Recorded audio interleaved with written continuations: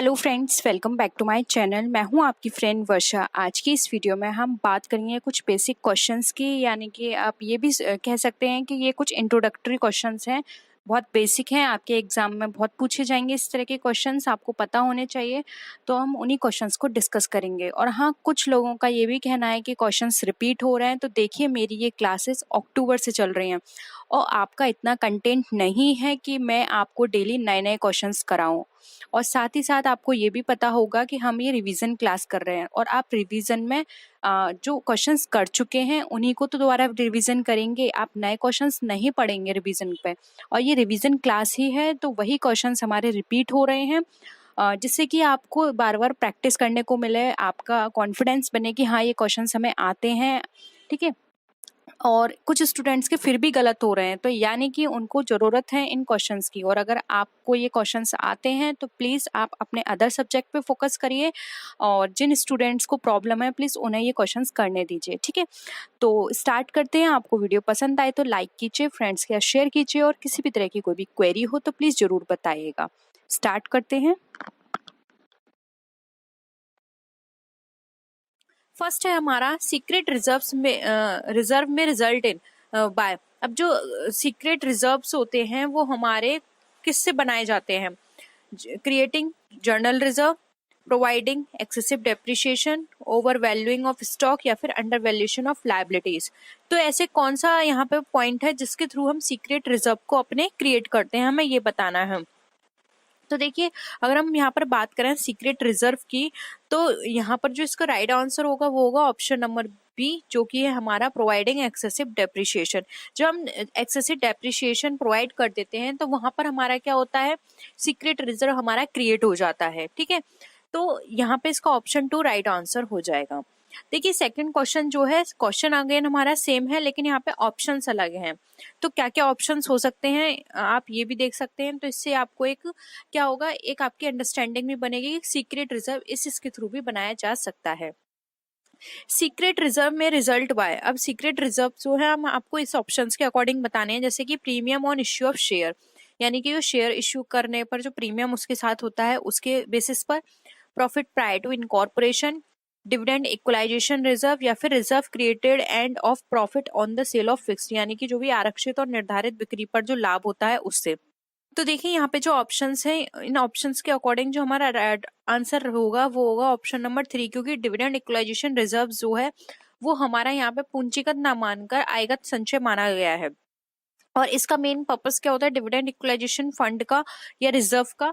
इसका main purpose होता है बनाने का कि जो भी हमारी जो डिविडेंड है उसकी रेट को प्रॉपर बनाया जा सके। कभी कभी ऐसा होता है कि कंपनी को इनफ प्रॉफिट नहीं होता, तो वो उस समय या उस साल अपने जो शेयर होल्डर्स हैं उनको कहाँ से डिविडेंड देगा। तो और अगर डिविडेंड नहीं देगा तो वहां पे जो इन्वेस्टर्स होंगे वो आगे से इन्वेस्ट नहीं करेंगे, या फिर एक नेगेटिव इमेज बन जाएगी कंपनी की उन इन्वेस्टर्स के माइंड में। तो अपना जो इम्प्रेशन है वो सही बनाए रखने के लिए, कंपनी की इमेज सही बनाए रखने के लिए डिविडेंड इक्वलाइजेशन रिजर्व बनाया जाता है, जिससे कि अगर किसी साल प्रॉफिट ना हो तो इस रिजर्व से वहां पर उनको डिविडेंड दिया जा सके। तो डिविडेंड इक्वलाइजेशन रिजर्व जो है वो हमारा सीक्रेट रिजर्व की तरह काम करता है। नेक्स्ट है which of the following is a revenue expenditure. अब इसमें से रेवेन्यू एक्सपेंडिचर कौन सा है हमें ये बताना है। Repairs on purchase of second hand assets to put into working condition, यानी कि कोई भी ऐसी रिपेयरिंग कराना जिससे असेट्स जो है वो वर्किंग कंडीशन बनी रहे। प्रिलिमिनरी एक्सपेंसेस कराना, cost of issuing shares and debentures, या फिर legal expenses to defend a suit filed by the competitor. तो हमें बताना है इनमें से कौन सा हमारा रेवेन्यू एक्सपेंडिचर है।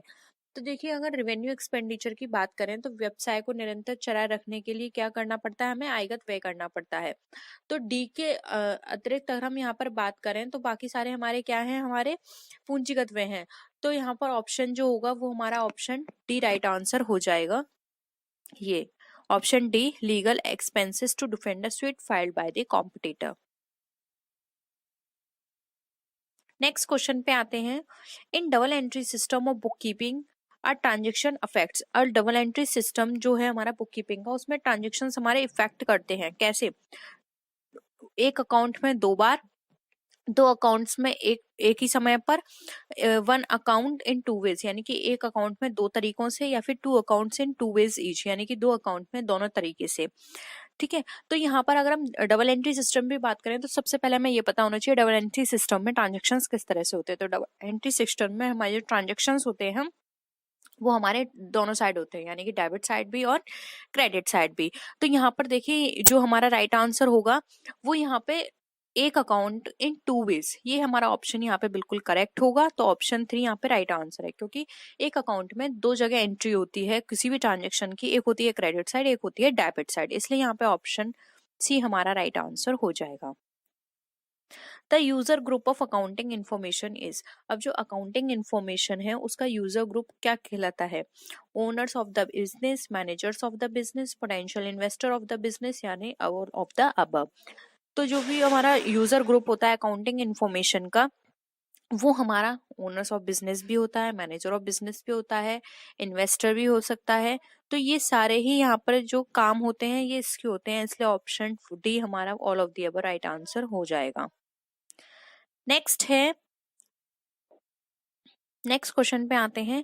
The first accounting standard AS1 issued by the institute of chartered accountant of India is, अब जो हमारा अकाउंटिंग स्टैंडर्ड 1 है वो हमारा क्या बताता है? Valuation of inventories, revenue recognition, change of financial position and disclosure of accounting policy. तो 1 जो हमें बताता है वो बताता है disclosure of accounting policies. Option 4 यहाँ पे हमारा राइट आंसर हो जाएगा।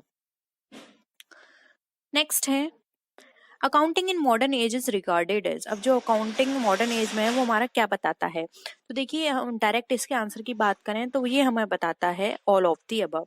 रिकॉर्डिंग भी बताता है, लैंग्वेज ऑफ बिजनेस भी बताता है, और ये बिजनेस इंफॉर्मेशन भी। तो ऑप्शन 4 यहाँ पे हमारा right answer. The accounting standard number 2, यानी कि जो अकाउंटिंग स्टैंडर्ड 2 है of the international accounting standard committee, वो हमारा किससे रिलेटेड है?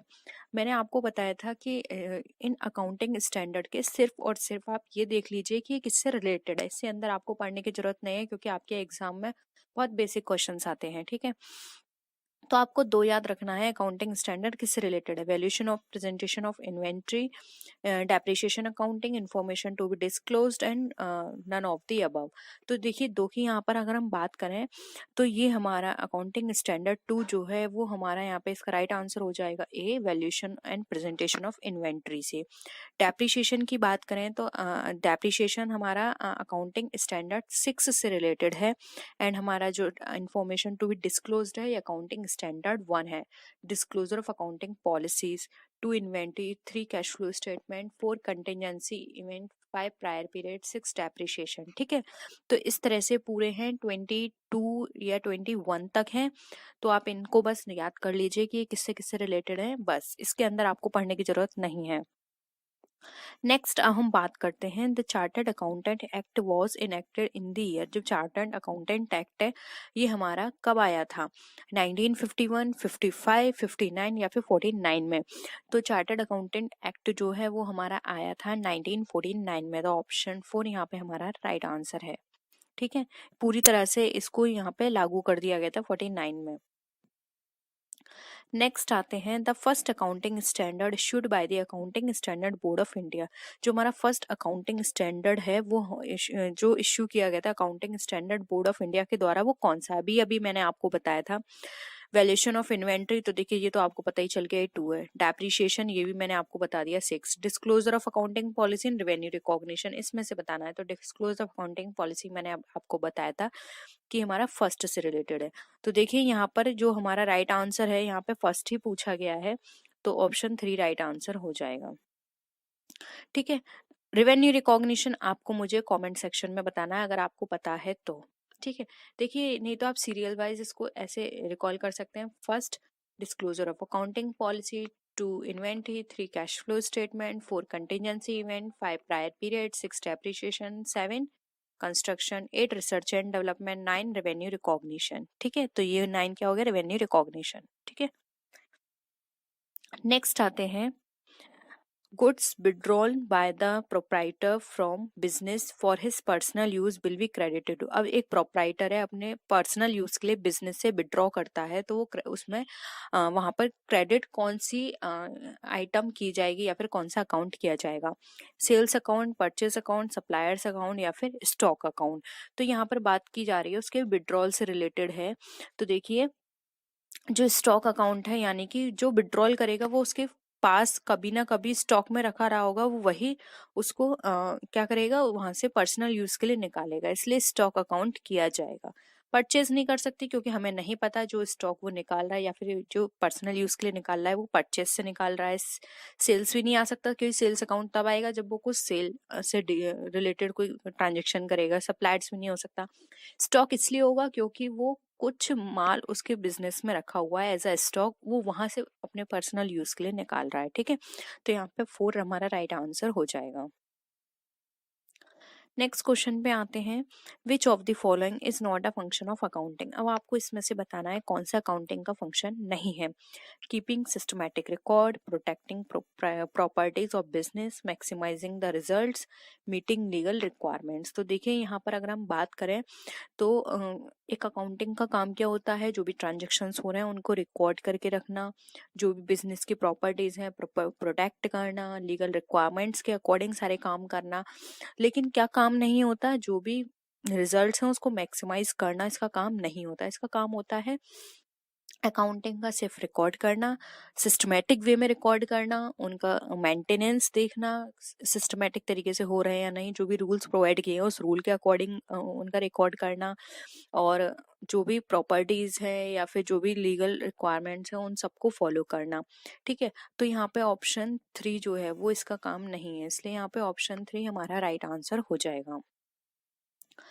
नेक्स्ट क्वेश्चन पे आते हैं, which one of the following does not constitute are current liability. अब इसमें से कौन सा हमारा करंट लाइबिलिटी का गठन नहीं है? Bills payable, contingent liability, trade creditors या इंटरेस्ट आउटस्टैंडिंग ऑन डिवेंचर्स। तो देखिए, करंट लाइबिलिटी जो होती है वो लाइबिलिटी होती है जो कि आपको 1 साल के अंदर पे ऑफ करना होता है, और करंट लाइबिलिटी का मतलब ही यही है कि कम से कम, यानी कि बहुत कम टाइम पीरियड होता है उसके अंदर आपको इसका पेमेंट करना है। तो देखिए, बिल्स पेबल ये होते हैं हमारे 1 ईयर तक के। ट्रेड क्रेडिटर्स ये भी हमारे करंट लाइबिलिटी का पार्ट है, इनकी टाइम पीरियड भी 1 ईयर से कम का होता है। इंटरेस्ट आउटस्टैंडिंग ऑन डिवेंचर्स, इसका भी टाइम पीरियड हमारा 1 ईयर से कम का होता है। अब यहाँ पे जो ज्यादा है वो है कंटिजेंट लाइबिलिटी, इसका टाइम पीरियड ज्यादा होता है, आकस्मिक होती है। ठीक है, तो यहाँ पे ऑप्शन 2 हमारा राइट आंसर हो जाएगा, कंटिजेंट लाइबिलिटी, क्योंकि इसका हमें कोई पता नहीं होता कि ये लाइबिलिटी हमारी है भी या नहीं भी। तो हम कैसे कह सकते हैं कि ये 1 साल की है? हो सकता है फ्यूचर में हो जाए, हो सकता है नहीं हो। ठीक है, तो इसके लिए हम कोई भी टाइम पीरियड नहीं बता के चल सकते कि ये 1 साल का है, 2 साल का है, कितने साल का है, जबकि इनका टाइम पीरियड हम सबको पता है कि ये 1 साल के अंदर तक के हैं। ठीक है, तो ऑप्शन 2 जो है वो हमारा राइट आंसर हो जाएगा। दुर्लभता का विज्ञान है, यह कथन है, यानी इकोनॉमिक्स ऐसी साइंस है, रेयरिटी की साइंस है, ये स्टेटमेंट किसने दिया है? J.M. Keynes, Marshall, Robbins, J.K. Mehta. तो बताइए फ्रेंड्स, क्या होगा इसका राइट आंसर? इसका जो राइट आंसर है वो है ऑप्शन सी, रॉबिन्स। रॉबिन्स ने कहा था कि अर्थशास्त्र दुर्लभता का विज्ञान है। नेक्स्ट क्वेश्चन है, वेल्थ ऑफ नेशंस नामक पुस्तक का लेखक कौन था? फ्रेंड्स, बहुत ही इंपॉर्टेंट क्वेश्चन है, बहुत पूछी जाती है ये एग्जाम में। ऑप्शंस हैं J.R. हिक्स। फ्रेंड्स, यहाँ पे ये हिंदी का यहाँ पर मिस हो गया है वर्ड, तो आप इंग्लिश में देख लीजिए, J.R. Hicks, Marshall, Adam Smith, P.L. Samuelson. तो बताइए फ्रेंड्स, क्या होगा इसका राइट आंसर? इसका जो राइट आंसर है वो है option C, Adam Smith. Adam Smith ने बुक लिखी थी वेल्थ ऑफ नेशन, जो कि बहुत ही फेमस बुक थी। नेक्स्ट क्वेश्चन है, अर्थशास्त्र का जनक माना जाता है, यानी कि इकोनॉमिक्स का फादर किसे कहा जाता है? रिकार्डो, कौटिल्य, एडम स्मिथ या मार्शल? तो बताइए फ्रेंड्स, क्या होगा इसका राइट आंसर? अगेन इसका राइट आंसर है सी, जो कि है एडम स्मिथ। एडम स्मिथ को फादर ऑफ इकोनॉमिक्स भी कहा जाता है। नेक्स्ट क्वेश्चन है, एडम स्मिथ की पुस्तक का नाम क्या है? अर्थशास्त्र के सिद्धांत, economic survey of welfare, wealth of nation या फिर इकोनॉमिक्स ऑफ इंडस्ट्री? फ्रेंड्स, इस तरह से भी क्वेश्चन आता है, तो हमने इसलिए इसको इंक्लूड किया है। तो इसका राइट आंसर है सी, जो कि है wealth of nation. Next question है, अर्थशास्त्र की पुस्तक के लेखक का नाम है J.R. Hicks, Marshall, Adam Smith या कौटिल्य? फ्रेंड्स राइट आंसर है डी, कौटिल्य, जो कि बहुत ही फेमस बुक है। अर्थशास्त्र किसने लिखी थी? वो थे कौटिल्य। नेक्स्ट क्वेश्चन है, किसी वस्तु के उपभोग में 1 इकाई की वृद्धि होने पर कुल उपयोगिता में होने वाली वृद्धि को कहते हैं। तो फ्रेंड्स अगर किसी भी वस्तु में अगर हम उसको उपभोग करते हैं तो 1 इकाई की वृद्धि होने पर हमारी जो कुल उपयोगिता होती है उसमें भी हमारे इंक्रीजमेंट होता है। तो उसको क्या बोलते हैं? कुल उपयोगिता, सीमांत यानी मार्जिनल यूटिलिटी, एवरेज यूटिलिटी या नन ऑफ द अबव। तो फ्रेंड्स अगर हम किसी भी प्रोडक्ट को यूज करते हैं, किसी भी कमोडिटी को हम कंज्यूम करते हैं, तो जब हम उस कमोडिटी को कंज्यूम करने के बाद एक एक्स्ट्रा कमोडिटी को यूज करते हैं, एक एक्स्ट्रा यूनिट को यूज करते हैं, तो टोटल यूटिलिटी के बाद टोटल यूटिलिटी जो हमें मिलती है उसमें भी जब इनहेंसमेंट होता है तो वो इनहेंसमेंट हमारा कहलाता है मार्जिनल यूटिलिटी। इसलिए ऑप्शन बी इसका करेक्ट आंसर है। नेक्स्ट क्वेश्चन है, सामान्य उपभोग में वृद्धि होने पर सीमांत उपयोगिता यानी क्या होगा? सीमांत उपयोगिता में फर्क क्या पड़ेगा? इंक्रीज होगी, डिक्रीज होगी, अनचेंज्ड होगी या फिर वो प्रारंभ में तो घटेगी लेकिन बाद में क्या होगा? वो बढ़ती चली जाएगी। तो बताइए फ्रेंड्स क्या होगा? इसका राइट आंसर है बी, जो कि है घटती है। जब हम सामान्य उपयोग में कोई किसी भी चीज को वृद्धि करते हैं, यानी कि कोई प्रोडक्ट है, हम उसको कंज्यूम कर रहे हैं, 1 यूनिट हमने कंज्यूम की, हमें पूरी टोटल यूटिलिटी उसकी मिल गई। सेकंड कंज्यूम की, फिर भी हमें टोटल यूटिलिटी मिल गई। लेकिन जैसे हमने थर्ड यूनिट उसकी कंज्यूम करी तो हमारी जो उसकी यूटिलिटी थी वो हमें थोड़ी कम मिली, क्योंकि अब क्या था, हमारा जो कंजम्पशन लेवल है वो पीक पॉइंट पे पहुंच गया है। और जब हमारा कंजम्पशन लेवल यानी जो हमारा सेटिस्फेक्शन है पीक पॉइंट पे पहुंच जाता है, उसके बाद अगर हम किसी एक्स्ट्रा यूनिट या फिर एडिशनल यूनिट को कंज्यूम करते हैं तो वहां पर हमारा जो मार्जिनल यूटिलिटी जो होती है वो डिक्रीज में चली जाती है। तो इसका राइट आंसर है बी। नेक्स्ट क्वेश्चन है, मांग के नियम के अनुसार किसी वस्तु की मांग तब परिवर्तित होती है जब, यानी यहाँ पर लॉ दिया है हमारा, डिमांड लॉ ऑफ डिमांड दिया है। इसमें बता रहे हैं ये कि किसी वस्तु की मांग यानी किसी भी ऑब्जेक्ट में अगर परिवर्तन होता है तो वो कब होगा? उपभोग की आय परिवर्तित होगी तब, या वस्तु की मांग की लोच अधिक होगी, कीमत परिवर्तित होगी या फिर जनसंख्या परिवर्तित होगी। तो फ्रेंड्स इसका जो राइट आंसर है वो है ऑप्शन सी, कीमत परिवर्तित होगी। फ्रेंड्स आप सब जानते हैं कि लॉ ऑफ डिमांड में ये बताया गया है कि कभी भी अगर किसी भी प्राइस में चेंजेस आ रहे हैं तो हमारी जो डिमांड है उसमें भी चेंजेस आएंगे।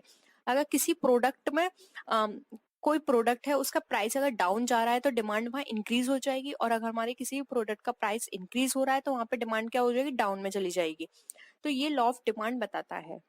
नेक्स्ट क्वेश्चन है, एक आवश्यक वस्तु के लिए मांग की कीमत लोच होती है, यानी price elasticity of demand for necessary items कैसी होगी? 0, 1, 1 से अधिक या 1 से कम?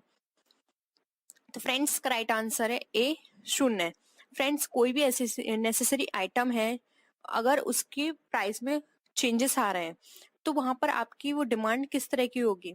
आप देखिए फ्रेंड्स, नेसेसरी आइटम जैसे कि फूड है, ठीक है, फूड में भी आप लग्जरी फूड ना लेके एक नॉर्मल जो फूड होता है जो कि हर नॉर्मल पर्सन लेता है उसे, आप उस फूड के लिए सोचे। अगर वो फूड इंक्रीज हो रहा है फिर भी आप अपने पेट भरने के लिए, अपनी लाइफ को स्मूथली रनिंग करने के लिए उतना फूड लोगे जितना आपके लिए रिक्वायरमेंट है। लेकिन अगर वो कम हो जाता है उसका प्राइस तब भी आप उतने लोगे। ऐसा नहीं है कि आप उसको एक्सेस में कंज्यूम करने लग जाओगे। या फिर नेसेसरी आइटम जैसे कि मेडिसिन भी हम यहाँ ले सकते हैं। मेडिसिन है, अगर अगर मेडिसिन के प्राइस इंक्रीज होते हैं तो जो हमारी नेसेसरी की जो मेडिसिन होती हैं अगर उनके प्राइस इंक्रीज होंगे तो हम ऐसा नहीं कर सकते कि हम मेडिसिन ला लें, क्योंकि मेडिसिन ना लेने से क्या होगा, हमें और भी ज्यादा उसकी रिक्वायरमेंट होगी, हम बीमार भी पड़ सकते हैं। लेकिन अगर वही मेडिसिन के प्राइस अगर डिक्रीज होते हैं फिर भी हम क्या करेंगे, उस मेडिसिन को लेंगे, उतनी ही लेंगे जितनी हमें जरूरत है। ऐसा नहीं है कि अगर मेडिसिन के प्राइस डिक्रीज हो गए तो फिर मेडिसिन हम ज्यादा क्वांटिटी में लेने लग जाएं, ऐसा कुछ भी नहीं है। तो कुछ आइटम्स ऐसे होते हैं जहां पर हमारे प्राइस का कोई इफेक्ट नहीं पड़ता, हमारी डिमांड जितनी पहले थी उतनी ही बाद में भी रहती है। अब हम नेक्स्ट क्वेश्चन पे मूव करते हैं। उत्पत्ति ह्रास नियम। उत्पत्ति ह्रास नियम कहाँ पर लागू होता है? Applies only in agriculture, applies in industry only, applies to all areas of production, या फिर the marginal utility applies the depletion rule. तो बताइए फ्रेंड्स क्या होगा इसका राइट आंसर? इसका जो राइट आंसर है जो उत्पत्ति ह्रास नियम है, ये हमारा प्रोडक्शन के सभी एरिया पे अप्लाई होता है, क्योंकि फ्रेंड्स डिप्लीशन हर जगह आता है। हम कोई मशीन यूज कर रहे हैं वहां आएगा, किसी बिल्डिंग को यूज कर रहे हैं वहां भी डिप्लीशन होगा, उसकी वैल्यू में कमी आएगी। तो फ्रेंड्स ये हर जगह होता है। रिपेयरिंग हर किसी में जरूरत होती है, हर किसी को रिक्वायरमेंट होती है उसको मेंटेन करने की। राष्ट्रीय आय को मापा जाता है, यानी कि नेशनल इनकम को हम किस में मेजर करते हैं? देश के कुल उत्पादन द्वारा, यानी कि जो हमारा टोटल प्रोडक्शन होता है वो।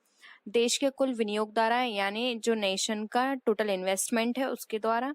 देश के कुल उपयोग द्वारा, यानी टोटल यूजनेस। या फिर डी ऑप्शन है हमारा कुल राजस्व द्वारा, यानी कि जो हम टैक्स देते हैं उससे हमें पता चलता है जो कि हमारी राष्ट्रीय आय कितनी है। तो बताइए फ्रेंड्स। तो इसका राइट आंसर है ए, जो कि देश के कुल उत्पादन द्वारा। हमारे पूरे ओवरऑल जितना भी प्रोडक्शन हो रहा है पूरे देश में, उससे हमारी राष्ट्रीय आय पता चलती है। नेक्स्ट क्वेश्चन है, भारत में प्रति व्यक्ति आय का अनुमान सर्वप्रथम किसने लगाया था? गोपाल कृष्ण गोखले, दादा भाई नौरोजी, महात्मा गांधी या स्वामी विवेकानंद? तो फ्रेंड्स का राइट आंसर है बी, जो कि है दादा भाई नौरोजी। नेक्स्ट क्वेश्चन पे हम मूव करते हैं। फ्रेंड्स हम इन क्वेश्चंस को ज्यादा डिस्कस नहीं करेंगे, हम जल्दी से रिवीजन करेंगे। ब्याज के तरलता अधिमान सिद्धांत का प्रतिपादन किसने किया था?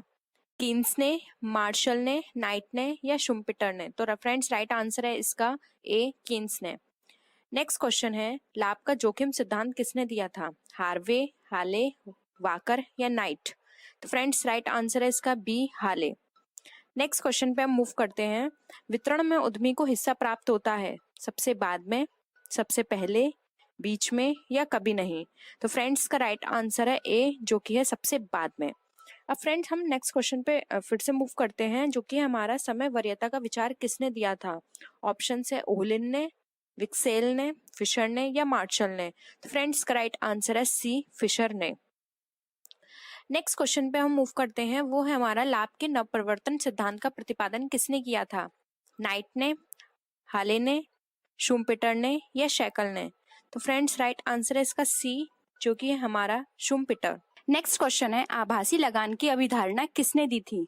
ऑप्शंस हैं ए, एडम स्मिथ, मार्शल ने, रिकार्डो ने या फिर जे.एम. मिल ने?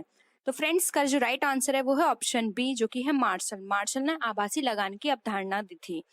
नेक्स्ट क्वेश्चन है, अब ब्याज के तरलता पसंदगी सिद्धांत में सट्टा उद्देश्य के लिए मुद्रा की मांग निर्भर करती है। तो बताइए फ्रेंड्स, सट्टा उद्देश्य के लिए मुद्रा की मांग किन चीजों पर निर्भर करती है? जनसंख्या के आकार पर, यानी पॉपुलेशन पर, आय स्तर यानी कि इनकम लेवल, रहन सहन का स्तर यानी कि स्टैंडर्ड ऑफ लिविंग, या फिर ब्याज दर यानी कि इंटरेस्ट रेट? तो फ्रेंड्स राइट आंसर है डी, इंटरेस्ट रेट। हम नेक्स्ट क्वेश्चन पे मूव करते हैं। नेक्स्ट क्वेश्चन है हमारा, वस्तु विभेद किस बाजार में पाया जाता है? वस्तु विभेद का मतलब यहाँ पर यह है कि कोई भी डिफरेंस आना, किसी प्रोडक्ट में डिफरेंस आना, वो किस मार्केट में पाया जाता है? पूर्ण प्रतियोगिता, एकाधिकार, अपूर्ण प्रतियोगिता या इनमें से कोई नहीं? तो फ्रेंड्स का जो राइट आंसर है वो है ऑप्शन सी, जो कि है अपूर्ण प्रतियोगिता। नेक्स्ट क्वेश्चन है, दो पक्षों के मध्य होने वाले ऐच्छिक, वैधानिक एवं पारस्परिक धन के हस्तांतरण को ही विनिमय कहते हैं। यह परिभाषा दी है। तो फ्रेंड्स ये परिभाषा दी है, ऑप्शंस है जेविन्स ने, मार्शल ने, स्मिथ ने या फिर हिक्स ने? तो इसका जो राइट आंसर है वो है ऑप्शन बी, जो कि है मार्शल ने। नेक्स्ट क्वेश्चन है, किसी शहर में दूध मंडी उदाहरण है? ऑप्शंस हैं स्थानीय बाजार का, बी स्थानीय प्रतियोगी बाजार का, सी है स्थानीय प्रतियोगी अल्पकालीन बाजार का या डी है स्थानीय प्रतियोगी अल्पकालीन विशिष्ट बाजार का?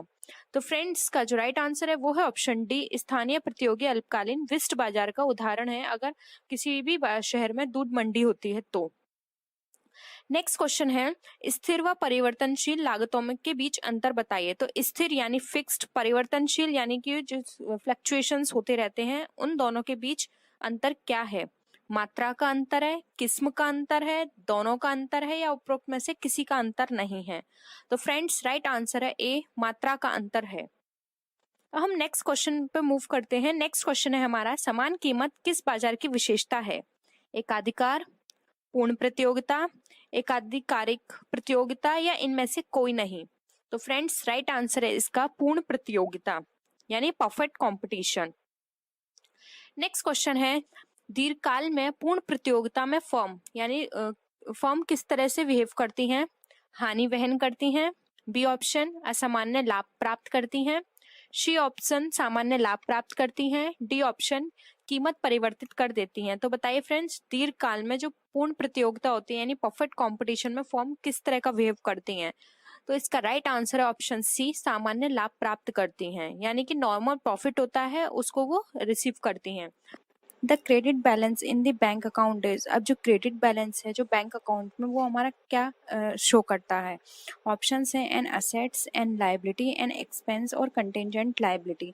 तो देखिए यहाँ पर अगर हम बात करें क्रेडिट बैलेंस की, जो कि हमारा बैंक अकाउंट के अंदर शो करता है, तो ये शो करता है हमारी लाइबिलिटी को, जबकि अगर हम डेबिट बैलेंस की बात करें तो हमारे असेट्स को शो करता है। इसलिए यहाँ पे ऑप्शन जो है हमारा 2 वो हमारा राइट आंसर होगा। नेक्स्ट है returns outward book makes record of, यानी कि रिटर्न आउटवर्ड बुक जो होती है वो किसका रिकॉर्ड करती है? तो देखिए ऑप्शन है goods return to the suppliers, यानी सप्लायर्स को गुड रिटर्न किया। गुड्स रिटर्न टू कस्टमर, यानी कस्टमर को गुड रिटर्न किया। उसके बाद है यहाँ पर goods return to proprietor, proprietor को गुड्स रिटर्न किया।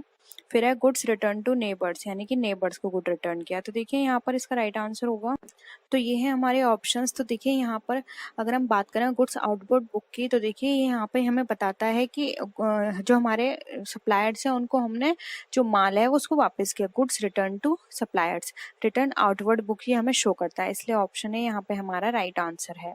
नेक्स्ट क्वेश्चन पे आते हैं। नेक्स्ट क्वेश्चन है हमारा cash book prepared on impressed system in, अब जो कैश बुक है वो इम्प्रेस सिस्टम में दिखाई जाती है तो वो किस तरह की होती है? 2 कॉलम कैश बुक की तरह, प्रिटी कैश बुक या फिर purchase book.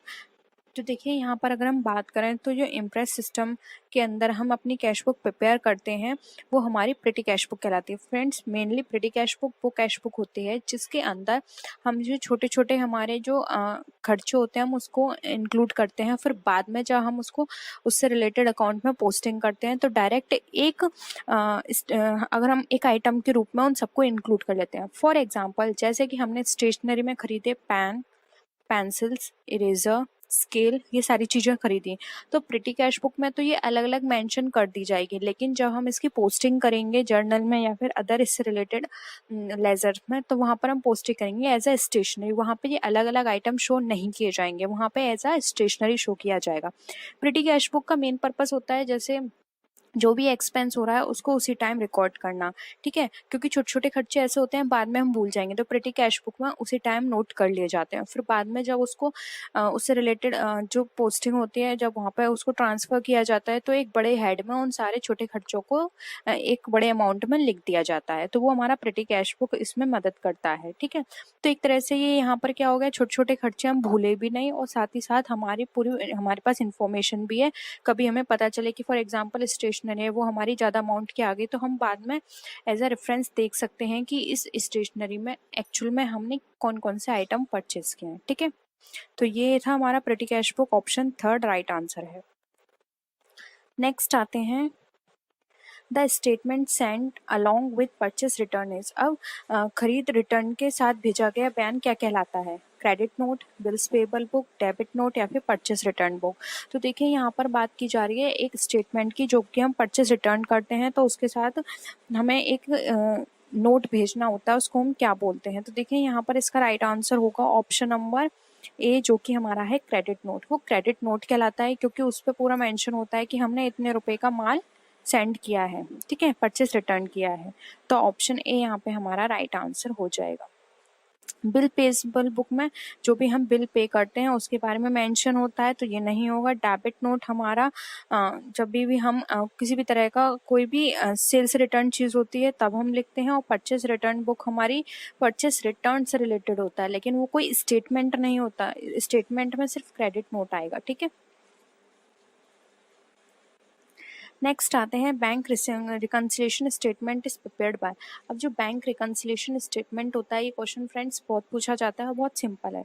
Customer, bank, reserve bank of India या फिर इधर बी और सी। तो फ्रेंड्स जो बैंक रिकन्सिलेशन या फिर जिसको आप शॉर्ट में बोलते हो BRS, ये प्रिपेयर किया जाता है कस्टमर ऑफ द बैंक, ठीक है। कस्टमर ये देखता है कि बैंक में जो भी ट्रांजेक्शन्स उसके द्वारा किए जा रहे हैं बैंक से, बैंक उसकी सही टाइम पर पोस्टिंग कर रही है या नहीं, या उसके पास जो बुक है पासबुक उसमें सही एंट्री की जा रही है नहीं। तो इन दोनों को मैच करने के लिए वो जो स्टेटमेंट बनाता है उसे बोलते हैं BRS, यानी कि bank reconciliation statement, cash book का पासबुक से मिलान करने के लिए। ठीक है, नेक्स्ट आते हैं फ्रेंड से थोड़ा बड़ा क्वेश्चन है, तो मैं इसका फ़ॉन्ट साइज छोटा कर रही हूँ। तो आई होप आपको क्लियर होगा, या फिर आप 2 बार देख लीजिए। पहले आप क्वेश्चन पढ़ लीजिए। देखिए क्वेश्चन है हमारा, while preparing bank reconciliation statement, checks paid into bank but not yet cleared are, यानी कि जब आप बैंक रिकंसिलिएशन स्टेटमेंट प्रिपेयर करते हैं तो चेक जो आपका बैंक में पेड हो गया है लेकिन वो अभी तक क्लियर नहीं हुआ है। हिंदी में भी देख लीजिए, बैंक सुलह बयान तैयार करते समय बैंक में भुगतान किए गए चेक भुगतान तो कर दिए हैं आपने, लेकिन अभी तक वो क्लियर नहीं हुआ है, यानी कि वहां पर सबमिट नहीं हुए एक तरह से बैंक के द्वारा। तो ठीक है, ऑप्शंस देखिए यहाँ पर कौन क्या क्या हो सकता है। 4 ऑप्शंस हैं हमें यहाँ पर। देखिए, added to balance as per cash book to arrive at the balance as per passbook, या फिर deducted to the balance as per cash book to arrive at the balance as per passbook. फिर है divided in the balance as per cash book to arrive at the passbook, और multiplied to the balances as per cash book to arrive at the balance as per the passbook. अब friends यहाँ पर आप देखिए, यहाँ पर इन्होंने 4 options आपको प्रोवाइड किए हैं। ठीक है, तो देखिए 4 ऑप्शंस के अकॉर्डिंग आपने एक चीज़ देखी होगी, जब भी हम BRS बनाते हैं तो या तो वहाँ पर हम चीज़ें ऐड करते हैं या लेस करते हैं, जबकि यहाँ पर क्या है मल्टीप्लाई। तो ये कट गया ऑप्शन, यहाँ में डिवाइड का ऑप्शन दे रखा है तो ये कट गया, क्योंकि ना ही हम कोई भी स्टेटमेंट कोई भी एंट्री होती है उसको डिवाइड करते हैं, ना ही मल्टीप्लाई, सिर्फ ऐड करते हैं या फिर लेस करते हैं कोई भी आइटम। तो अब हमें ऑप्शन ए या 2 में से देखना है। तो देखिए यहाँ पर ये था कि जो चेक है वो बैंक में दे दिया गया है लेकिन वो क्लियर नहीं हुआ है। तो इसका मतलब क्या है कि आपने तो उसको ऐड कर लिया होगा कि अब हमारे अकाउंट में इतने रुपए हो गए, लेकिन सच में तो अभी वो क्लियर हुआ नहीं है, तो अकाउंट में तो अभी उतने रुपए हुए नहीं, तो आपको क्या करना पड़ेगा, डिडक्ट करना पड़ेगा। तो यहाँ पे देखिए ऑप्शन 2 राइट आंसर होगा, deduct to the balance as per cash book और arrive at the balance as per passbook. ठीक है, तो ये आपका ऑप्शन करेक्ट होगा, ऑप्शन 2। आई होप ये भी ऑप्शन आपको क्लियर हुआ होगा। नेक्स्ट आते हैं errors which affect one account can be. अब हमें ऐसे एरर्स बताने हैं जो सिर्फ एक अकाउंट को इफेक्ट करते हैं। तो ऑप्शंस देख लीजिए, errors of omission, error of principle, error of posting, या फिर एरर ऑफ कमीशन। तो देखिए यहाँ पर ये बात कर रहे हैं एक अकाउंट को इफेक्ट करे। तो देखिए फ्रेंड्स, अगर एरर ऑफ ओमिशन होगा तो ये एक अकाउंट से रिलेटेड नहीं है, प्रिंसिपल डबल अकाउंट से रिलेटेड होता है, कमीशन भी नहीं होगा। एरर ऑफ पोस्टिंग हमारे एक अकाउंट से रिलेटेड हो सकता है कि हमने एक अकाउंट में पोस्टिंग नहीं की है। ठीक है, तो यहाँ पे ऑप्शन 3 जो है वो इसका राइट आंसर हो जाएगा। पोस्टिंग से रिलेटेड चीजें हमारी वन अकाउंट में इफेक्ट करेंगी, जबकि प्रिंसिपल दोनों पर बेस्ड होगा, ओमिशन भी दोनों पर बेस्ड होगा, और कमीशन भी हमारे दोनों साइड बेस्ड होगा। इसलिए ऑप्शन 3 यहाँ पर हमारा राइट आंसर है। नेक्स्ट आते हैं errors of carry forward from one year to another year effect, यानी कि एक वर्ष से दूसरे वर्ष तक आगे ले जाने की त्रुटियां क्या कहलाती हैं। पर्सनल अकाउंट से होती हैं, रियल अकाउंट से, नॉमिनल अकाउंट से, या फिर both personal and real account से। तो देखिए यहाँ पर errors of carry forward from 1 year to, अब देखिए 1 ईयर से 2nd ईयर में हम क्या ले जाते हैं, बैलेंस शीट। तो आपको देखिए घुमाकर ये क्वेश्चन आपसे कर लिया गया है, एक तरह से आपको ये बताना है कि बैलेंस शीट में कौन कौन सी चीजें जाती हैं। ठीक है, तो फ्रेंड्स यहाँ पर अगर हम बात करें तो देखिए यहाँ पर एक साल से दूसरे साल में फॉरवर्ड की बात कर रहे हैं। ठीक है, इसका मैंने आपको एक हिंट दे दिया है, इसका आंसर आपको खुद बताना है। ठीक है, मैंने आपको हिंट दे दिया है। Debenture application account is in the form of, अब डिवेंचर एप्लीकेशन अकाउंट के रूप में है, किस अकाउंट के रूप में है, करंट अकाउंट के रूप में है, नॉमिनल अकाउंट यानी कि नाम मात्र खाते के रूप में है, पर्सनल अकाउंट यानी कि व्यक्तिगत खाता, और रियल अकाउंट यानी कि रियल अकाउंट के रूप में है। तो फ्रेंड्स, अगर हम डिवेंचर एप्लीकेशन की बात करें तो डिवेंचर एप्लीकेशन अकाउंट जो होता है वो हमारा एक तरह से पर्सनल अकाउंट के फॉर्म में होता है, इसलिए ऑप्शन सी यहाँ पे हमारा राइट आंसर हो जाएगा, व्यक्तिगत खाता। नेक्स्ट क्वेश्चन पे आते हैं, the form of a discount on issue of debenture is in the nature of, अब जो डिस्काउंट डिवेंचर कोई भी इश्यू किया जा रहा है डिस्काउंट की फॉर्म में, यानी कि हम डिस्काउंट पे डिवेंचर को इश्यू कर रहे हैं, तो वो किस नेचर का होगा। डेफर्ड रेवेन्यू एक्सपेंडिचर यानी कि आस्थगित राजस्व, कैपिटल लॉस यानी कि पूंजीगत हानि, रेवेन्यू लॉस यानी कि राजस्व हानि, नन ऑफ द अबव यानी कि उपरोक्त में से कोई नहीं। तो फ्रेंड जब हम डिवेंचर इशू करते हैं किसी भी तरह के डिस्काउंट पर, तो देखिए यहाँ पर इसका राइट आंसर होगा वो एक तरह का हमारे लिए कैपिटल लॉस होता है, क्योंकि डिवेंचर्स हमारे कैपिटल नेचर का होता है और उस पर लॉस हमारा कैपिटल लॉस है। ठीक है, तो ऑप्शन बी यहाँ पे हमारा क्या हो जाएगा, राइट आंसर हो जाएगा। तो on balance sheet accruals, notes payable and accounts payable are listed under which category, यानी कि फ्रेंड्स बैलेंस शीट में प्रतिवन, नोट पेबल्स और देय खाता किस श्रेणी के अंतर्गत सूचीबद्ध होते हैं। तो फ्रेंड्स देखिए, एक्रूअल्स, नोट पेबल, अकाउंट पेबल की बात करें तो ये सब क्या है, हमारे लिए करंट लाइबिलिटीज हैं। ठीक है, तो इस ऑप्शंस देखिए, current liabilities, accumulated liability, non current liability और एक्रूड लाइबिलिटीज हमें दे रखा है। जबकि अभी मैंने बताया कि सारे ऑप्शंस किसके हैं, करंट लाइबिलिटीज का बताते हैं, जिनकी जो टाइम पीरियड होता है, मैच्योरिटी वैल्यू टाइम होता है, वो होता है हमारा लेस देन 1 ईयर। ठीक है, तो करंट लाइबिलिटीज का भी क्या टाइम पीरियड होता है, लेस देन 1 ईयर, इसलिए ऑप्शन ए यहाँ पे हमारा राइट आंसर हो जाएगा। नेक्स्ट क्वेश्चन पे आते हैं। Inventories, cash and equivalents and accounts receivable are listed as, यानी कि फ्रेंड्स हमें बताना है अब ये सारी चीज़ें जो हैं प्राप्य सूची और समकक्ष और इन्वेंट्री किस सूची में आते हैं। तो देखिए, इन्वेंट्री, कैश और कैश इक्विवेलेंट ये सब क्या है, इनकी टाइम पीरियड कितना होता है मैच्योरिटी का, लेस देन 1 ईयर। लेकिन ये सब क्या है, इन्वेंट्रीज हो गई, कैश हो गई, ये हमारे लिए असेट्स हैं। ठीक है, तो देखिए यहाँ पे ऑप्शंस हमें दे रखा है, क्या है, earnings on income statement, payments on income statement, assets on balance sheet या फिर liabilities on the balance sheet. तो देखिए फ्रेंड्स, ये सारे हमारे असेट्स की तरफ बता रहे हैं, तो ऑप्शन सी राइट आंसर होगा। ये लिस्ट किए जाते हैं assets on the balance sheet. और अगर हम इसको फर्दर क्लासीफाई करें तो असेट्स के अंदर भी फ्रेंड्स ये हमारे क्या होते हैं, अगर हम बात करें तो ये हमारे करंट असेट्स का पार्ट होंगे। ठीक है, नेक्स्ट है, salaries and wages employees are recorded in which account are called। और salaries and wages employees जो होते हैं वो किस में अकाउंट्स के अंदर रिकॉर्ड किए जाते हैं, उसको क्या कहा जाता है। हिंदी में आप क्वेश्चन देख लीजिए, वेतन एंड वेतन कर्मचारियों को दर्ज किया जाता है जो खाते कहलाते हैं। Accruals account, accrued expenses, zero liability या फिर बोथ ए एंड बी। तो देखिए यहाँ पर अगर हम बात करें सैलरीज एंड वेजेस की, तो देखिए ये एक्रूअल अकाउंट्स में भी आते हैं और एक्रूड एक्सपेंसेस में भी आते हैं। तो यहाँ पे ऑप्शन डी हमारा राइट आंसर हो जाएगा, both A and B. Next आते हैं, in the situation of bankruptcy a stock which is recorded above common stock and below that accounts is, यानी कि फ्रेंड्स बैंक्रप्सी की सिचुएशन में एक स्टॉक जो होता है वो ज़्यादा रिकॉर्ड किया जाता है। ठीक है, कॉमन स्टॉक से, और बिलो डैट अब वो क्या कहलाएगा हमारा। देखिए हिंदी में देख लीजिए, दिवालियापन की स्थिति में जो एक स्टॉक जो सामान्य स्टॉक से ऊपर और ऋण खाते में दिखाया जाता है, नीचे दर्ज किया जाता है, उसे क्या कहते हैं, preferred stock, debt liabilities, common liabilities या फिर हाइब्रिड स्टॉक। तो देखिए यहाँ पर अगर हम बात करें तो देखिए इसका राइट आंसर होगा ऑप्शन नंबर यहाँ पे ए, उसको बोलते हैं प्रेफर्ड स्टॉक। यानी कि फ्रेंड्स एक ऐसा स्टॉक है जो कि कॉमन स्टॉक से तो हम नीचे रखते हैं। ठीक है, लेकिन जो डेट स्टॉक होता है हम उससे क्या करते हैं, कॉमन स्टॉक से हम ऊपर रखते हैं और डेट स्टॉक से नीचे रखते हैं। यानी कि हम ये देखते हैं कि ना हमें नुकसान हो और ना ही वो हमारे पास एक्स्ट्रा पड़ा रहे, इस तरह से हम देख के चलते हैं, तो वो स्टॉक हमारा प्रेफर्ड स्टॉक कहलाता है। ठीक है, कॉमन स्टॉक से ज़्यादा रखते हैं हम, जैसे कि हमने फिक्स कर लिया अमाउंट कि डेली हमें इतना स्टॉक चाहिए। ठीक है, वो कॉमन है, जैसे कि 50 यूनिट्स चाहिए, कॉमन स्टॉक है हमारा 50 यूनिट्स, तो हम उससे थोड़ा ज़्यादा रखेंगे, जैसे कि हमने 55 यूनिट्स एक्स्ट्रा लिया है। ठीक है, तो टोटल 50 हमें चाहिए था, 5 हमने एक्स्ट्रा ले लिया, 55 हो गया। लेकिन बिलो डेट से बिलो रखेंगे, जैसे कि बिलो डेट हमारी जो पोजीशन निकल कर आई वो 60 थी, तो हमने कितना लिया, 55 लिया, ना हमने 50 लिया। 50 था हमारा कॉमन स्टॉक की एवरेज था, जो हमें कॉमन स्टॉक की जो लाइन दे रहा था, वहीं हमारा 60 जो है वो डेट स्टॉक की लाइन दे रहा था। तो हमने इन दोनों के बीच की सिचुएशन प्रेफर की, जो कि थी हमारी 55।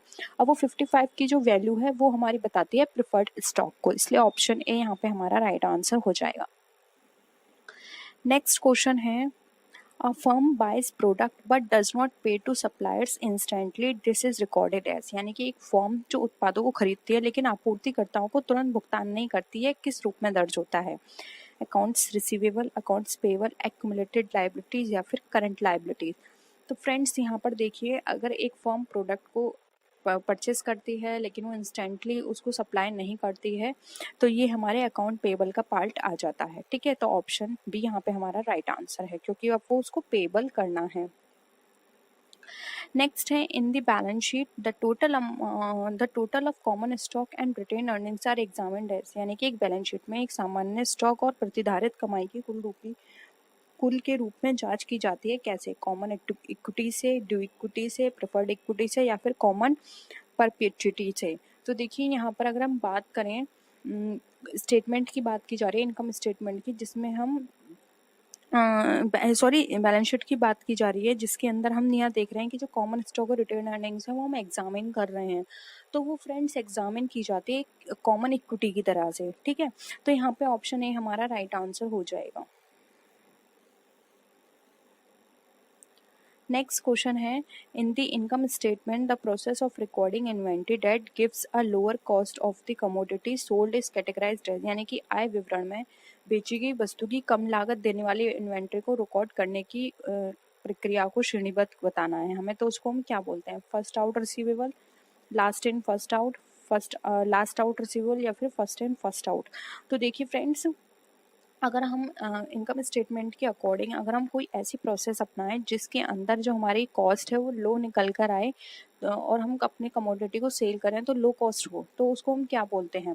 तो फ्रेंड, जब हमारी इस तरह की सिचुएशन अगर हमारे सामने होती है तो हम प्रेफर करते हैं कि लास्ट एंड फर्स्ट आउट करें। तो option B right answer. Last and first out का मतलब है कि जो बाद में हमारे पास माल निकल कर आया है, जो बाद में हमने परचेस किया, हम उसको पहले सोल्ड आउट कर देंगे। ठीक है, last in first out strategy अपनाएंगे। और फर्स्ट इन फर्स्ट आउट क्या होता है? जो पहले का माल है वो अब सस्ता हो गया है, तो हम क्या करेंगे, जो हमने पहले हाई अमाउंट पे बेचा था अब वो सस्ता है, तो हम उसको स्टॉक करके रखेंगे, हम उसको नहीं बेचेंगे। लेकिन देखेंगे लास्ट में जो अमाउंट हमने परचेस किया है वो महंगा, इस टाइम अगर प्रेजेंट में देखें तो उसके प्राइस बहुत हाई हैं, तो हम लास्ट वाले माल को पहले निकालेंगे, जिससे कि हमें जो अमाउंट है वो ज़्यादा मिले। ठीक है, तो ये situation last and first out हमारे लिए ज़्यादा प्रेफरेबल रहेगी।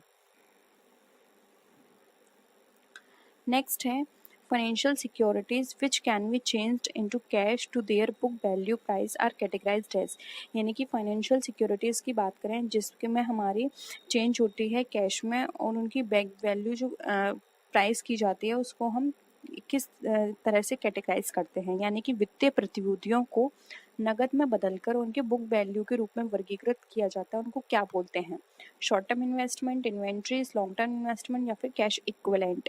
तो देखिए यहाँ पर अगर हम बात करें तो इसका राइट आंसर हो जाएगा ऑप्शन नंबर डी, ऐसी फाइनेंशियल सिक्योरिटी जिसको हम कैश में चेंज कर देते हैं और उनको बुक प्राइस को हम लिखते हैं। तो फ्रेंड्स, जब हम कोई भी चीज़ कैश में कन्वर्ट करते हैं तो वो कैश इक्विवेलेंट कहलाती है, और उसको हम उनकी जो बुक वैल्यू प्राइस होती है उसके कैटेगराइजेशन में करके उसको मेंशन करके नोट करते हैं। ठीक है, तो वो कैश इक्विवेलेंट हमारी कहलाती है।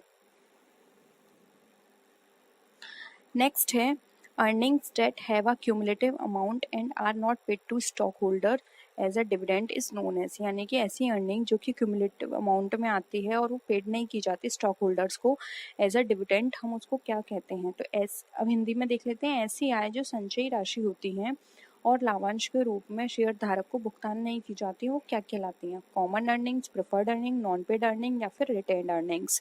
तो देखिए यहाँ पर इसका राइट आंसर हो जाएगा option number D, retained earnings. फिर हम रिटेन अर्निंग्स वो अर्निंग्स होते हैं जो कि कभी भी पेड पर्पज से यूज़ नहीं की जाती हैं, वो फ्यूचर के रेफरेंस में वो बिजनेस में स्टोर करके रख ली जाती हैं, यानी कि एक तरह से हम कहते हैं रिजर्व करके रख ली जाती हैं फ्यूचर पर्पज़ के लिए। जब फ्यूचर में किसी भी तरह की ज़रूरत होगी तब उनको खर्च किया जाता है। तो ये रिटेन अर्निंग्स जो होती हैं इसका अमाउंट कभी भी किसी क्रेडिटर को पे करने के लिए या फिर किसी भी तरह के जो पैसे पेमेंट होते हैं उनके लिए नहीं किया जाता, ये फ्यूचर पर्पज से रखी जाती हैं। ठीक है, तो ऑप्शन डी यहाँ पे हमारा राइट आंसर है। नेक्स्ट क्वेश्चन है, information that is used by investors for forecasting future earnings is documented है, यानी कि भविष्य की कमाई का पूर्वानुमान लगाने के लिए निवेशकों द्वारा उपयोग की जाने वाली जानकारी का दस्तावेजीकरण को क्या कहते हैं? Annual report, 5 years report, exchange report, या फिर स्टॉक रिपोर्ट।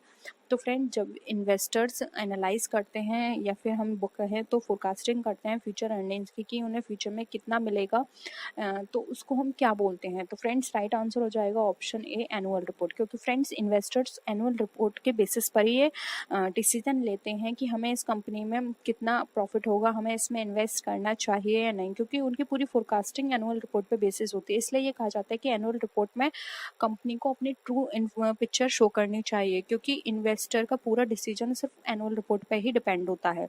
अगर आपकी एनुअल रिपोर्ट सही नहीं है तो इन्वेस्टर्स आपके बिजनेस में इनिशिएट नहीं लेंगे उसमें, अगर हम कहें तो उसमें इन्वेस्ट करने का। इसलिए एनुअल रिपोर्ट हमेशा कंपनी की ट्रू पिक्चर शो करे, तभी कंपनी को फ़ायदा मिलेगा, क्योंकि इन्वेस्टर्स पूरा डिसीजन सिर्फ एनुअल रिपोर्ट के बेसिस पर करते हैं। और एनुअल रिपोर्ट में हर चीज़ क्लियरली गिवन होनी चाहिए कि उसका प्रॉफिट रेशो कितना है, अर्निंग रेशो कितना है, इन्वेस्टर्स के लिए क्या पॉलिसी है, ये सारी चीज़ें क्लियरली उसमें डिफाइन होनी चाहिए। ये सारी चीज़ें मैटर करती हैं एक इन्वेस्टर के लिए, क्योंकि उसका पूरी फोरकास्टिंग इसी पे डिपेंड करती है। इसलिए ऑप्शन ए राइट आंसर है। Government introduce the concept of rolling plan, यानी रोलिंग प्लान जो है उसका कॉन्सेप्ट किस गवर्नमेंट के टाइम पीरियड में आया था, आपको ये बताना है, या किसने दिया था ये कॉन्सेप्ट? मनमोहन गवर्नमेंट, वाजपेयी, जनता या फिर राव? तो फ्रेंड्स ये बहुत ही इंपॉर्टेंट है, 5 ईयर प्लान पढ़े हैं तो आपने इनको भी पढ़ा होगा, रोलिंग प्लान को। तो इसका जो राइट आंसर होगा वो होगा ऑप्शन नंबर सी, जनता गवर्नमेंट ने रोलिंग प्लान को इंट्रोड्यूस किया था। ठीक है, नेक्स्ट है gate was born in India. अब गेट का जन्म कब हुआ था आपको ये बताना है, 1948, 1945, 1947 या फिर 1950? तो देखिए इसका राइट आंसर होगा यहाँ पे ऑप्शन नंबर ए, जो कि 1948।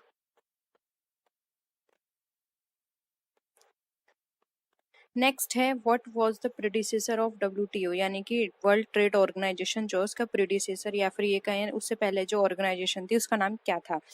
गेट, आईएमएफ, एडीबी या फिर नन ऑफ द अबव? तो फ्रेंड्स राइट आंसर है ए, गेट था उसका नाम, जिसको बोलते हैं general agreement on trade and tariffs.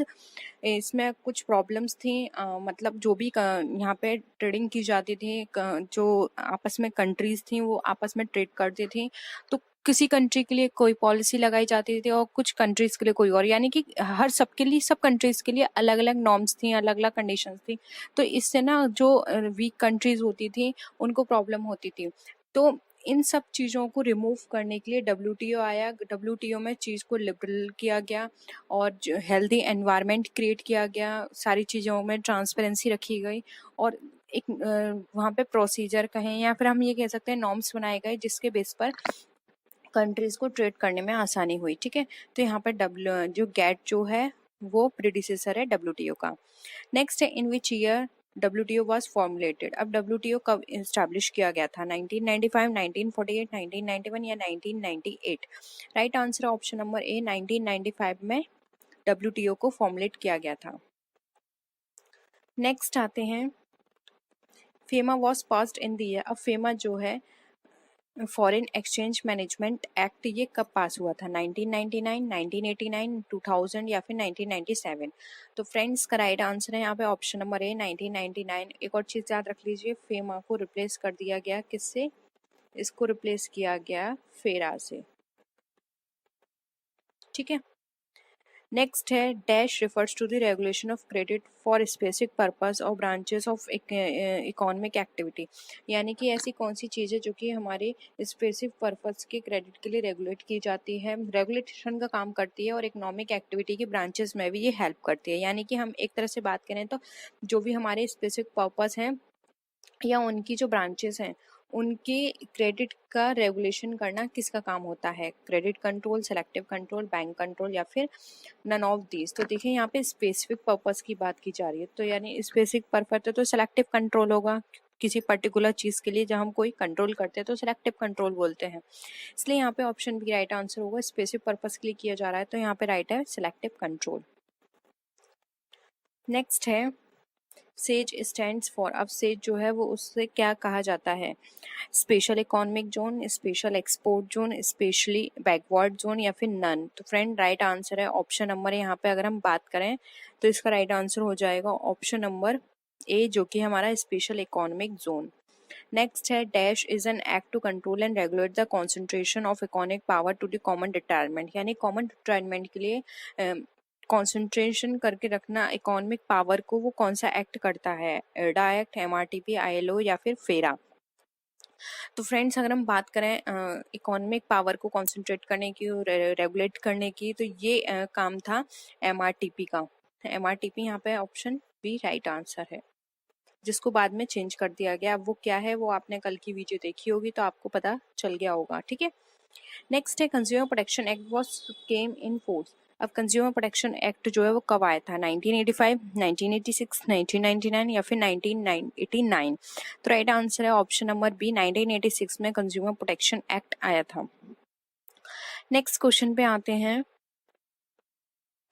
Dash consist of economic condition, economic policies, industrial policies and economic system, यानी कि आर्थिक स्थितियों, आर्थिक नीतियों, आर्थिक औद्योगिक नीतियों और आर्थिक प्रणाली में मिलकर जो सारी चीजें काम करती हैं उसको हम क्या बोलते हैं? Business environment, economic environment, natural environment या फिर नन? तो देखिए फ्रेंड्स यहाँ पे सारी चीजें जो हैं वो किससे कंसर्न है?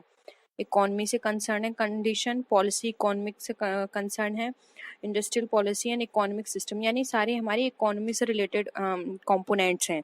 तो इसके लिए जो वर्क करेगा वो होगा हमारा इकोनॉमिक एनवायरनमेंट। और अगर इसकी जगह हमारा business condition, business policy, business system की बात करते हैं तो वहाँ होता है बिजनेस एनवायरनमेंट, ठीक है। इकोनॉमी से कंसर्न है ये सारी चीजें, इसलिए इकोनॉमिक एनवायरनमेंट यहाँ पे हमारा राइट आंसर हो जाएगा। नेक्स्ट क्वेश्चन है, Indian economy is an example of. अब जो इंडियन इकोनॉमी है वो किसका एग्जांपल है? Capitalist economy, closed economy, mixed economy या फिर नन ऑफ दी? तो ये आप सबको पता होगा, बहुत ही कॉमन क्वेश्चन है और इस तरह के क्वेश्चंस पूछ लिए जाते हैं, ठीक है। तो इंडियन इकोनॉमी जो है वो हमारी मिक्स्ड इकोनॉमी है, ठीक है। नेक्स्ट क्वेश्चन है, dash economy is not plan, control and regulated by the government, यानी ऐसी कौन सी इकोनॉमी है जो कि ना तो प्लान की जाती है गवर्नमेंट के द्वारा, ना ही कंट्रोल की जाती है और ना ही रेगुलेट की जाती है? ऑप्शंस है closed economy, mixed economy, free market economy या फिर नन ऑफ दीज। तो फ्रेंड्स देखिए यहाँ पर अगर हम इसकी राइट आंसर की बात करें तो देखिए क्लोज्ड इकोनॉमी का मतलब तो यहाँ है कि फुल्ली गवर्नमेंट का कंट्रोल है, ठीक है। वहीं मिक्स्ड की बात करें तो मिक्स्ड में क्या होता है, थोड़ा गवर्नमेंट का कंट्रोल होता है और थोड़ा प्राइवेटाइजेशन होता है, यानी कि उनको प्राइवेटाइज कर दिए जाते हैं कुछ सेक्टर्स। जबकि फ्री मार्केट इकोनॉमी में क्या है, सब कुछ ओपन है, गवर्नमेंट का कोई भी कंट्रोल नहीं है, यहाँ पर सारी चीज प्राइवेटाइजेशन में दी हुई है, ठीक है। तो यहाँ पे ऑप्शन सी राइट आंसर हो जाएगा, क्योंकि यहाँ पे कुछ भी चीज गवर्नमेंट द्वारा नहीं की जा रही है, इसलिए ऑप्शन सी यहाँ पे राइट आंसर है, फ्री मार्केट इकोनॉमी है वो, ठीक है। नेक्स्ट क्वेश्चन है, dash is the apex body of the economic planning in India. अब इकोनॉमिक प्लानिंग के लिए कौन सी एपेक्स बॉडी जो है वो वर्क करती है इंडिया में? Planning commission, parliament, supreme court या फिर नन ऑफ दीज? तो देखिए प्लानिंग कमीशन की बात करें, वो प्लान इकोनॉमिक प्लानिंग की बात करें तो वहाँ पे इसका राइट आंसर हो जाएगा प्लानिंग कमीशन, ऑप्शन ए यहाँ पे राइट आंसर है। नेक्स्ट क्वेश्चन है, ग्लोबलाइजेशन रिफर्स टू। अब जो ग्लोबलाइजेशन होता है वो हमें क्या बताता है? A more integrated and interdependent world, lower income worldwide, less foreign trade and investment या फिर ग्लोबल वार्मिंग? तो देखिए फ्रेंड्स यहाँ पर अगर हम ग्लोबलाइजेशन की बात करें तो देखिए यहाँ पर अगर हम देखते हैं ऑप्शंस, ग्लोबल वार्मिंग ग्लोबलाइजेशन से बिल्कुल नहीं होता, less foreign trade and investment, less नहीं होता बल्कि मोर फॉरेन ट्रेड एंड इन्वेस्टमेंट होता है, lower income and world wide की भी बात यहाँ पे नहीं होती है। यहाँ पे तो अगर हम ज़्यादा से ज़्यादा दूसरी कंट्रीज के साथ डील करेंगे तो हमारी इनकम क्या होगी, हाई होगी, लो नहीं होगी। इसलिए यहाँ पे ऑप्शन ए राइट आंसर होगा, ये मोर इंटीग्रेटेड यानी सारी चीज़ों को मिलकर वर्क करता है और इंटरडिपेंडेंट वर्ल्ड की बारे में बताता है। यानी कि ग्लोबलाइजेशन में क्या है, सब कुछ ओपन है, आप किसी भी कंट्री के साथ, किसी भी बिजनेसमैन के साथ, वो चाहे किसी भी कंट्री का हो, आप उसके साथ बिजनेस कर सकते हैं, अपने प्रोडक्ट को किसी भी कंट्री में जाके सेल कर सकते हैं। तो सब कुछ ग्लोबलाइज है, ठीक है, सब कुछ ओपन है आपके लिए, इसलिए ऑप्शन ए यहाँ पे हमारा राइट आंसर हो जाएगा। नेक्स्ट क्वेश्चन पे आते हैं, globalisation is beneficial for firms because, यानी कि ग्लोबलाइजेशन जो है वो किसके लिए बेनिफिशियल है, हमें ये बताना है। It protects them against foreign competition, ये हमें foreign competition से protect करता है. It cushions them from the effects of events in other country, ये हमारी जो भी other countries में जो भी events के effects होते हैं उससे हमें बचाता है. It opens up new market opportunity, ये हमारे लिए open कर देता है new market opportunities को. It increases the risk and uncertainty of operating in globalized world economy, ये हमारे लिए रिस्क को इंक्रीज करता है और अनसर्टेनिटी को भी बढ़ाता है. तो देखिए अगर हम ग्लोबलाइजेशन के बेनिफिशियल की बात करें तो यहाँ पे इसका राइट आंसर हो जाएगा option number C. It open ups new market opportunity. अब ग्लोबलाइजेशन से क्या होता है, हमारे लिए नए मार्केट ओपन हो जाते हैं. अब हम अपना प्रोडक्ट ज़्यादा से ज़्यादा कंट्रियों में सेल कर सकते हैं जिससे कि ज़्यादा प्रॉफिट अर्न कर सकते हैं, क्योंकि जहाँ अगर हम अपने प्रोडक्ट को दूसरी कंट्री में सेल करेंगे तो वहाँ पर हम अपने जो एक्स्ट्रा हमने एक्सपेंसेस किए हैं उसको लगा के हम अपना जो नो प्रॉफिट है उसको इंक्रीज करके वहाँ सेल कर सकते हैं. तो इससे क्या होगा, हमारी सेल भी इंक्रीज होगी, हमारा प्रॉफिट भी इंक्रीज होगा.